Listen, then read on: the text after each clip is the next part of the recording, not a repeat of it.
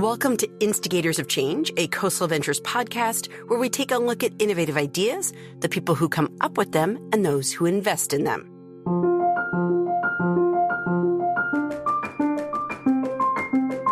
I'm Kara Miller, and this week, Ben Horowitz, co-founder of the venture capital firm Andreessen Horowitz, talks about creating a culture at work and what we so often get wrong. As a leader, you're always representing the people who aren't there. It's not the people who are, your PR person or your HR person or your, whoever your CFO, like all those people who are giving you the advice. That's great. But what about the people who are not in the room? And what is it going to mean to them? Horowitz, who has written best-selling books about building and maintaining a business and has been a CEO, looks at what works and what really doesn't. In this special episode of Instigators of Change, we'll hear from Horowitz in conversation with Coastal Ventures founding partner and managing director David Wyden at KV's annual CEO Summit.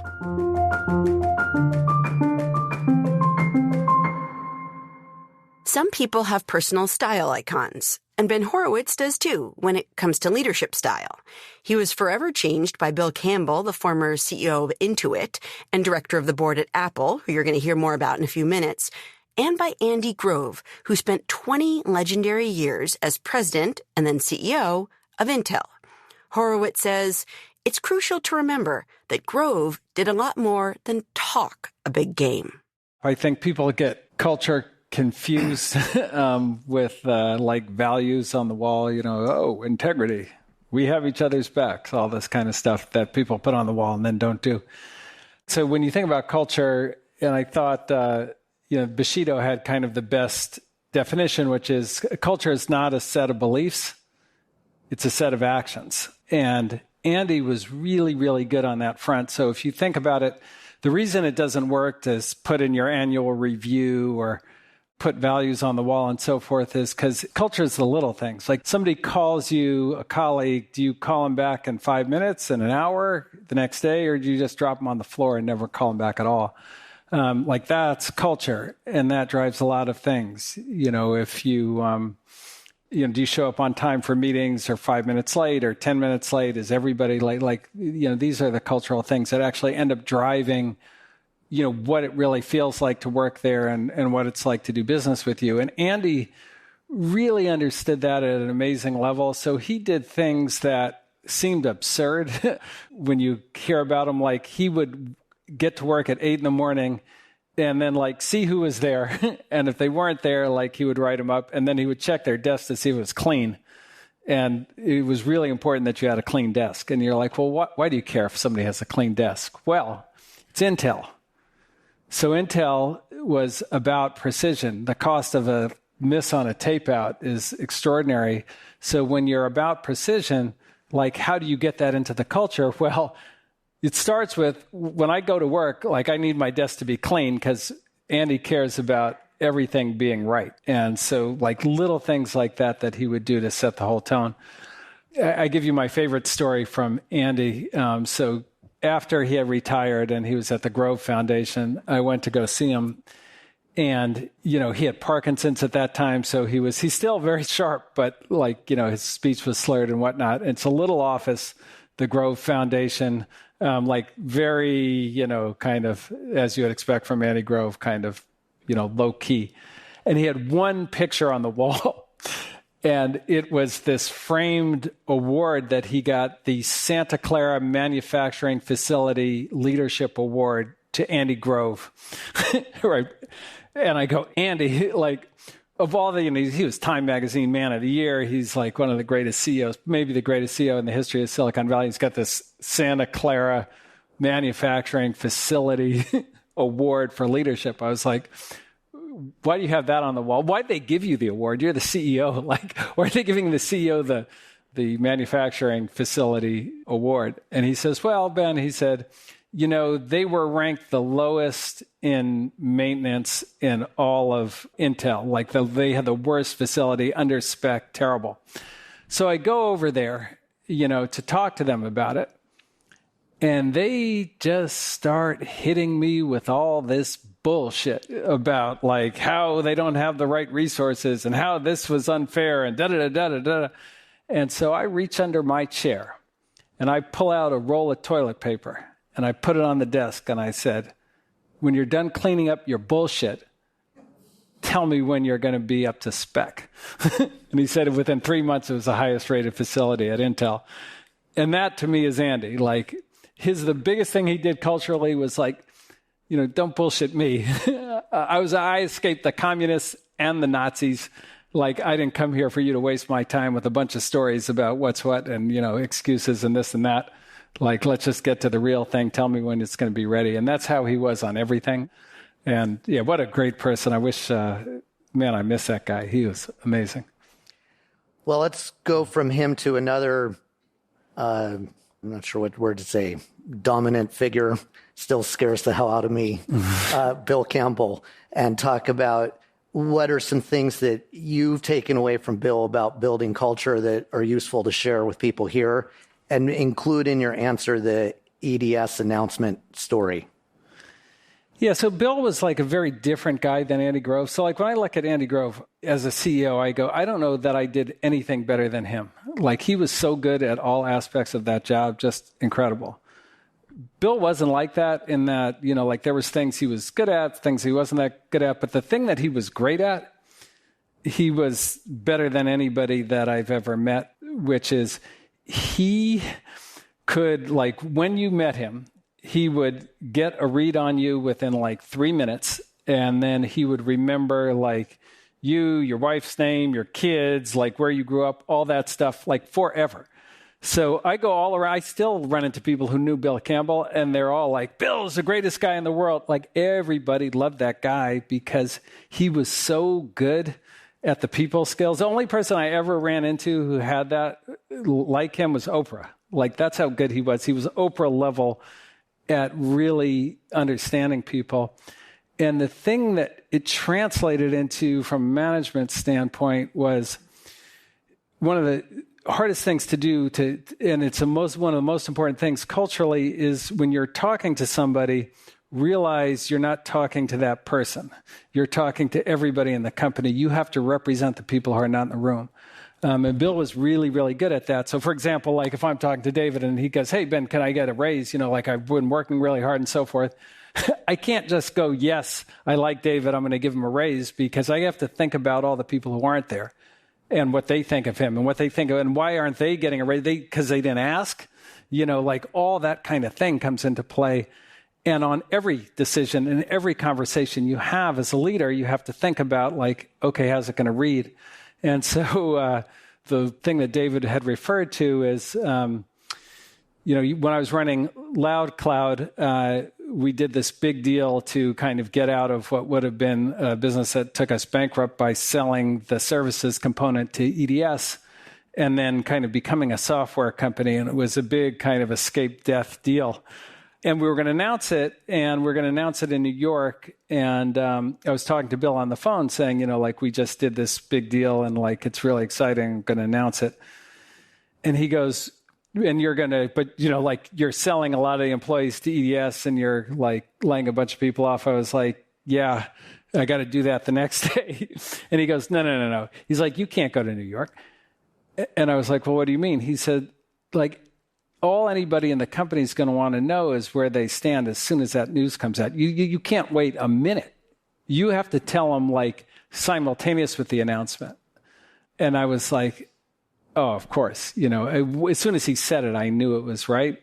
And so I sent Andreessen to New York to do the announcement, and I did the layoff and told everybody where they were. But, when I did that, we would have never, like we ended up recovering as a company and selling it to Hewlett-Packard for, $1.6 billion, which was a lot of money then, not anymore so much. But none of that would have happened if I had gone to New York. Like it was that important a moment, and he could see it so obviously. And, I just had other things on my mind. I wasn't thinking about it, but that was Bill. He really always started there. How is everybody going to understand what happens? So is that the takeaway, you think, for people to think about these other... Yeah, you have to represent, as a leader, you're always representing the people who aren't there. It's not the people who are, your PR person or your HR person or your, whoever your CFO, like all those people who are giving you the advice, that's great. But what about the people who are not in the room? And what is it going to mean to them? And he was so good at that. Just amazing. I mean, he was great at a lot of things, but Donna Dubinsky had a great thing she said, which is she was giving this speech and she said, I'll bet all of you think that Bill is your best friend. And, that's how he was. Everybody thought that Bill was their best friend. Even people he didn't like thought he was their best friend. He was great. Yeah, what a great person. Let's talk about how CEOs go from, we'll call it the struggle, both struggling to be a good CEO and struggling with the company to being a great CEO. It's one thing that I think happens when people come to a conference like this is they see people like you and they think, well, I'm not like that. Like, how do I get to be that good? And in particular, I thought it's interesting to talk about Todd McKinnon and Okta, where we worked with Todd. And yeah. I often say Todd's I actually call him the most improved CEO I ever worked with. And you were a CEO coach. So what'd you do? Well, I think you got to give more credit to Todd. But here's the thing that happens to CEOs. And I know a lot of you are CEOs, so you get this. The thing that makes you good is some combination of competence and confidence. And the difficulty with boards and VCs is they're really good at identifying what you can't do. And so it's like, oh, you can't do marketing.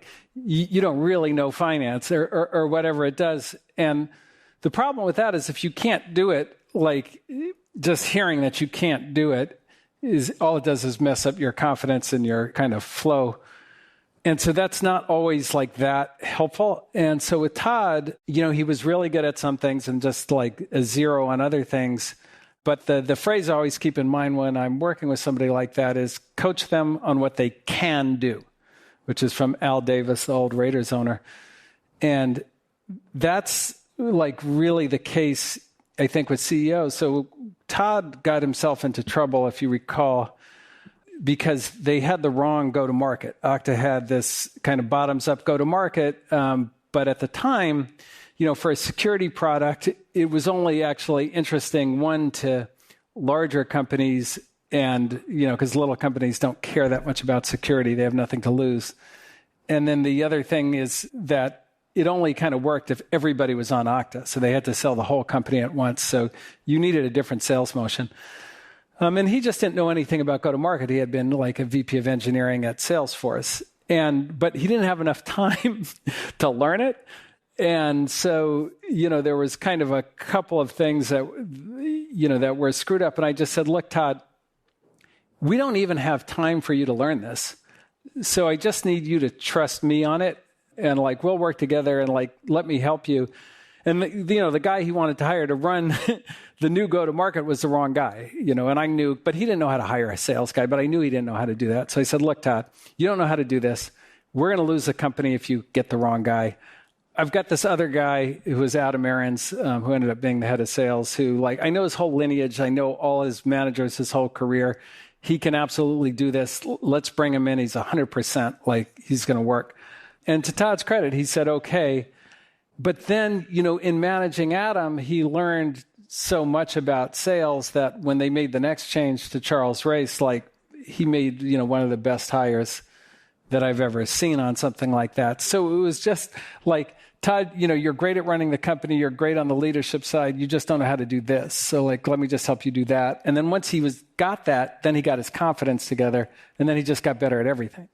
Although, all the way up to the IPO, people still remembered when he was incompetent and a few of the investors really, really wanted to sell the company. But thankfully we didn't. What do you think about the culture that he and Freddie have built there and any lessons for the CEOs here? Yeah, so to me, the thing that they did culturally that was the most important for them, and this is really important on culture, is the thing that went with the company. So because they were a security company, trust was always such a big thing for them. That was kind of a big component of the culture. Okay, you have to be able to trust us. And actually, it almost lost them the company. They were so committed to this idea of trust that we had a quarter, and I think it was right before you invested, where we were going to miss the quarters. They were missing every quarter at that time. And, they had this deal, but the sales guy had promised features that they weren't going to have for 2 years that would be there in a quarter.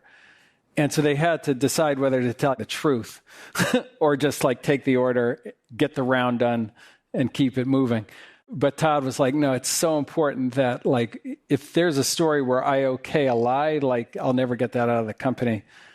And so they told the truth. They didn't get the deal. They whiffed the quarter. We almost didn't get the round. And I think David led the B round with like $7 million check. Like that's how like it was like by your fingernails they were hanging on. But that cultural thing, right, kind of led to they always put reliability and security ahead of features in their development. And they were neck and neck with this company, OneLogin, who was actually turning out features much, much faster. But one day, OneLogin got breached because they did not have that value. They didn't have that kind of belief, and that was the end of the competition. We never saw them again. I mean, Okta just destroyed them after that. And so, that's one where a cultural thing, if you commit to it, and it really goes with the business strategy, can have a huge payoff. And that's probably the best thing that I saw them do. Okay.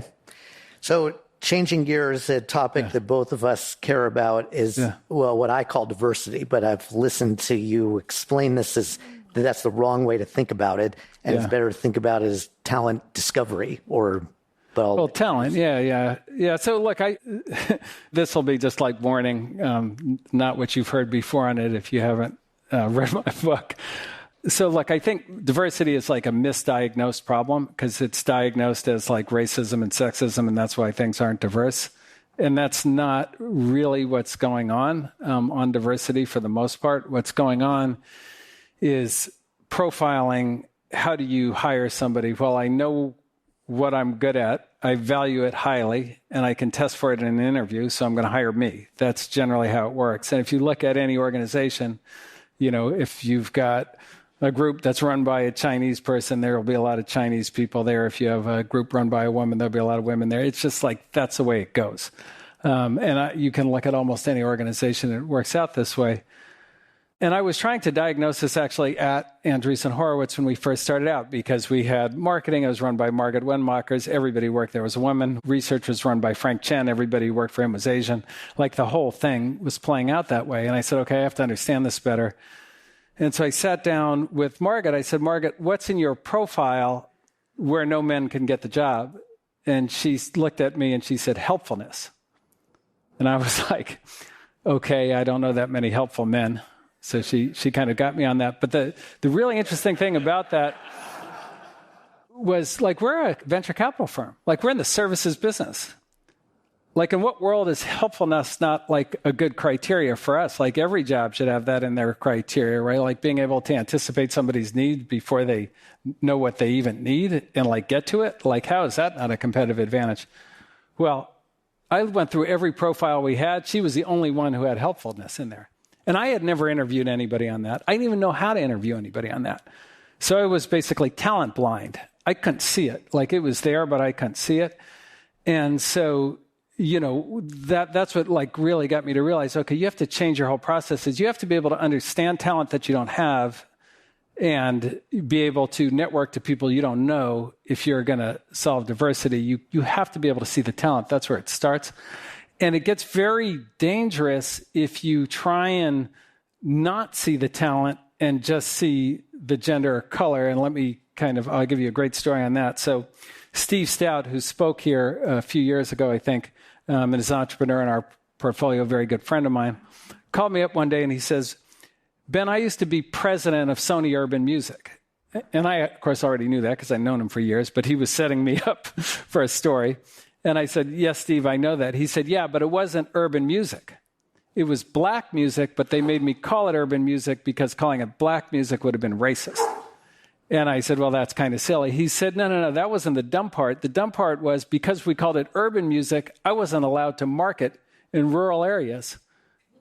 Like all black people lived in the city. I was like, wow, that's crazy. He said, you're not even listening to me, Ben. I was president of Sony Urban Music. I had Michael Jackson. What white people don't like Michael Jackson? It wasn't black music, it was music. What are they talking about? And then if you fast forward from that era of the urban music department and the black section in Tower Records to today, go look on Spotify. Look at the top 100. Like more than 70% of the business is black music. It wasn't black music. It wasn't a niche. It was just music. And just, because some executives had a diversity program to help them, they niched it into this tiny market that was much smaller than what its actual reach was. And that's what we end up doing, with, I call it urban HR, where you have a diversity department run by somebody who's completely disconnected from the culture that you want for the rest of the company. And they're putting people through a side door instead of through the front door because you can't see the talent.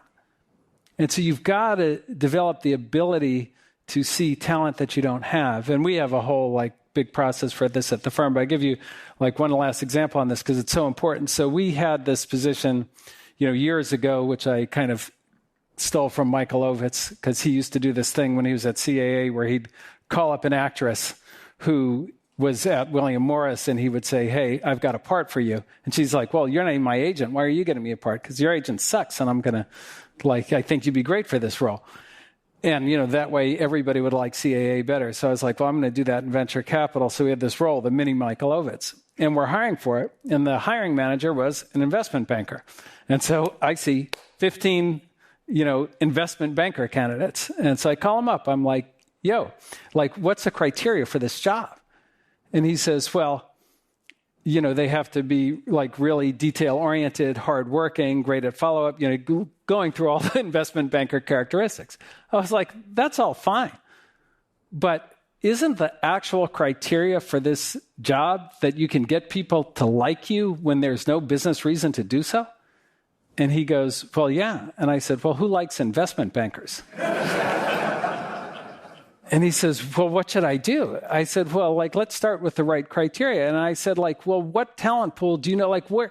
What culture do you know where relationships are at the center? Where even when you're a kid, your parents teach you how to talk to people correctly and so forth. What culture is that? He goes, I have no idea. I said, well, look, in my experience, I said, in the African-American community, that's the whole culture is oriented around relationships. So if you're looking for a relationship standpoint, maybe we also ought to look in that talent pool as well. He says, you want me to hire a black person? I said, no, I want you to have the right criteria and look at places where you might fill that criteria, not investment banking. And he goes, okay, da-da-da-da. So long story short, we hired a guy by the name of Chris Lyons. He had previously, been in the music industry as a sound engineer for Jermaine Dupri. He was a waiter at the Cheesecake Factory. Cheesecake Factory rates every waiter on the percentage of tips they get. He was number one nationwide. That's how likable this guy was. And so why is that important? Well, we get him in. He wasn't good at financial modeling. He wasn't good at, all kinds of things that we normally have in our criteria, but he was a 10 out of 10 at that. And because we knew why we hired him, he was able to develop his career. And he's a general partner now, but you'd never go from an entry-level job like that to general partner if I had hired him because he was black, because I would have never known what he was good at. It doesn't work to do that kind of diversity. It's just a waste of time. It destroys, your talent base. It's why, you have all this, employee SAT issues in companies of the diverse people. And so, what I measure? I don't care about how many, of any kind of people we have. All I care about is attrition, job satisfaction, promotion rates. Can I tell what race or gender you are? And if I can't, then I'm good. Because that's what matters. If you're a great place to work for people of all different talents and backgrounds and cultures, then you're going to be attractive to that. You have to understand that talent base to be that. And, you have to be able to evaluate it. And so in my view, you have to put in the work. You have to understand talent that you don't have. You have to network to people that you don't know. And if you just try and shortcut it by going we're going to hire X number of this gender and this race and this orientation, then you're going to ruin your culture and your environment because everybody's going to question everybody. You can't unsee the hiring process. Last two questions. This question's basically about how to make trade-offs where you can't optimize for everything. And I put this under the heading of Bushido. You and I were talking about how we remember hundreds of years ago when we were at Netscape and we had a star engineer who was critical, was quitting because he'd gotten a higher offer somewhere else. And I came to you and I said, well, we need to retain this person. And it wasn't that big a deal to match the offer. Like, we could afford it. And you said, no, we're like not doing that, because the lesson was like, if we do that with this guy, then we got to do it with everybody else. But how do people know when do they match offers? When do they do something? And sometimes there is a short-term emergency where if you don't do it, you're dead. So how do you decide whether to optimize for the long term and the near term? And how do you think about that? Yeah. So look, I think that one thing that people care about a lot in a company and in life is, fairness. Like, is there some set of like rules at work that, like, if I do my job, if I make my contribution and so forth, like, I'm going to be treated fairly? Like that's a big thing. By the way, it's also a big thing on diversity. It's like, okay, are you just going to promote your buddies, your clique, your people like you, or do I have a real chance here? And so it's such an important underpinning of, everything you want to do kind of culturally, job satisfaction wise, and so on. And so my management kind of philosophy at that time and the way we were doing things is like, we evaluate everybody on a frequent basis and together, and then whoever is performing the best, that's who gets the raise, not the person who quits and gets another job offer, not the person who asked for it, and so forth. And so that was the principle. So, for me, that was more important than any individual just at that time. And, and it's always easy to go to that. Now, look, Reed Hastings has a whole nother philosophy, which is you have to get another offer in order to get a raise at Netflix, or at least that's kind of what he indicates in his book. And so, there are different ways to go about it, but I think that it has to be like transparent, fair, principled. And if we had given him the raise there, it would have been anything but that, because the whole thing that we had agreed upon was like, we had this process. And so anybody who followed the process got screwed. And to me, that's never going to happen. I never want to penalize people for not asking for a raise, for not like going to get another job and so forth. I'd much rather give people a reward for being like loyal and honest and doing what we ask them to do than like this other shadow way of doing things that, that gets reward. So I just think, and this gets back to the Bill thing, like, you have to think about like how everybody was going to perceive that, not just him. Like, did he stay?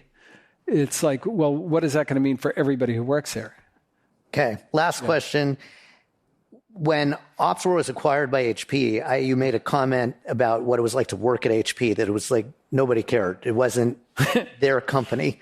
And at that time, which was sad, because that's one time that was different. Yeah. And one thing that clearly helps a company succeed is having the whole company be resilient and having ownership and having the whole company be courageous. So, for a closing thought, what advice would you give to CEOs to set a resilient culture?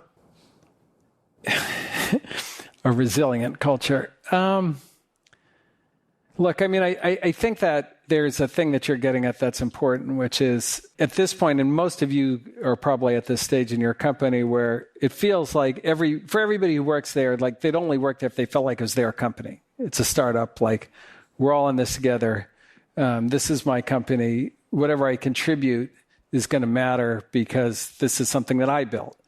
And that feeling, the longer you can preserve it at the higher the scale, the better your company is going to be, just in like very rough terms. And then, at Hewlett-Packard at the end, nobody felt like it was their company. They were on their fourth professional CEO or whatever. And, everybody was there for a paycheck. And the difference in like the quality of the company, the ability to do new things, everything really relies on that, whether am I working there or is it my company? And, it's why, one of the amazing things about Amazon that you see, almost throughout Jeff's tenure, like he was able to maintain that idea that people at Amazon really felt like Amazon was theirs at giant scale. So you can, you lose it. It's never as good as in the very beginning. So you lose it over time, but the slower you lose it, the better off you are. So it's a really kind of, when you think about culture and management and all these kinds of things, it's really important to keep that in mind. if I do this, will everybody feel like it's their company? And which is kind of on the RE thing, right? If I did that, then people would feel like, okay, this is not my company because I just got screwed by Ben. And as soon as you get to there, that's the problem that keeps on giving. Okay. Thank you very much, Ben. Okay. Thank you, everyone. Thank you.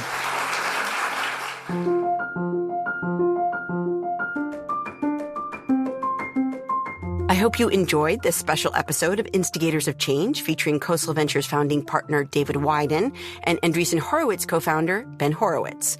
If you want more on company culture, check out our April episode, How to Beat Burnout and Master Recruiting, in which we hear from Jennifer Moss on how leaders are dealing with epic amounts of burnout among workers.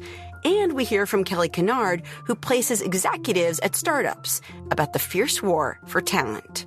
As we head into the dog days of summer here, we're going to be repackaging some of our favorite episodes for you, and then we will be back the Wednesday after Labor Day with fresh episodes. I'm Kara Miller. Instigators of Change is produced by Matt Purdy. We'll talk to you next week.